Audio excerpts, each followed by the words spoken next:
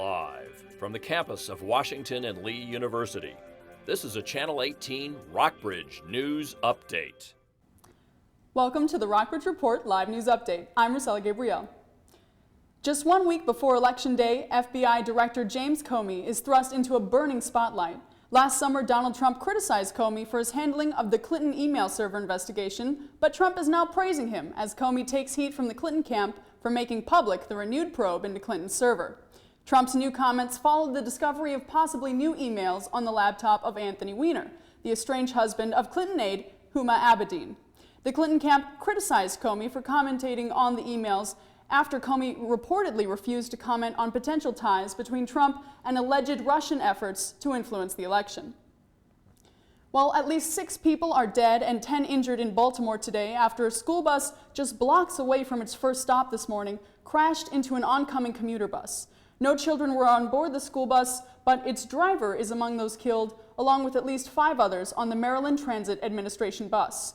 A Baltimore police spokesman said he did not see any skid marks at the crash scene, which could mean the driver suffered a medical emergency before crashing. Iraqi forces are just steps away from entering Mosul to try to reclaim the city from ISIS, as a major sandstorm hit today just outside the city.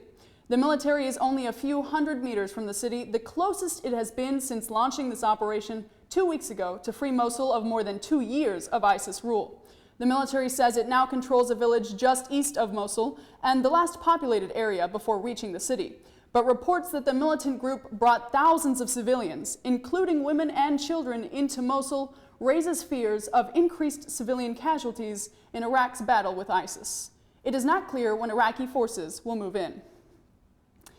Orlando officials have released recordings of conversations between police and Orlando shooter Omar Mateen on the night he killed 49 people. The June massacre at Pulse nightclub was the deadliest mass shooting in American history. In one call, Mateen claimed responsibility for the massacre. Nadine Yanes has those 911 calls in this report. Tell me what you did, please. No, you already know what I did. This was the confirmation from Omar Mateen to OPD negotiators that he was responsible for the massacre inside the Pulse nightclub on June 12th. We've known why. He said he did it before, but it's the first time we're actually hearing him say it. What's going on is that I feel the pain of the people getting killed in Syria and Iraq and all over the Muslim Ummah. Okay. So, have you done something about that? Yes, I have. This negotiation call lasting 9 minutes before Mateen hanging up. He picks up again at 3:03 in the morning. Here, Mateen threatens there will be more attacks. Let it be known in the next few days, you're going to see more of this type of action going on, okay? Okay. I understand that. I can pass that along. Where is that going to happen?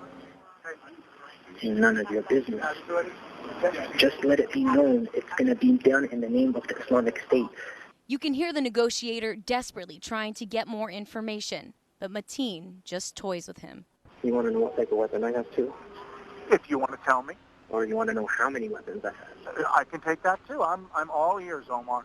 I have no agenda other than to help you and pass along this message. So what year did you graduate from the police academy? I'm sorry? What year did you graduate from the police academy? And the last call was between Mateen and the negotiators. That one lasted only 3 minutes. There, Mateen told the negotiators they were annoying him and hung up for one last time at 3:27 in the morning. It wasn't 2 hours after that Orlando police stormed the building and killed Mateen in a shootout. In Orlando, I'm Nadine Yanis reporting. In sports news, the Cleveland Indians lead 3-2 in a World Series of 2 teams trying to end droughts. The Indians beat the Chicago Cubs last weekend in games 3 and 4, but then lost to the Cubs Sunday at Wrigley Field. Tonight, both teams travel back to Cleveland for Game 6. But the Indians have not won the World Series at home since 1920, a streak they hope will end tonight. And the Cubs have not won the series at all since 1908. The first pitch is at 8:08 p.m. at Progressive Field in Cleveland.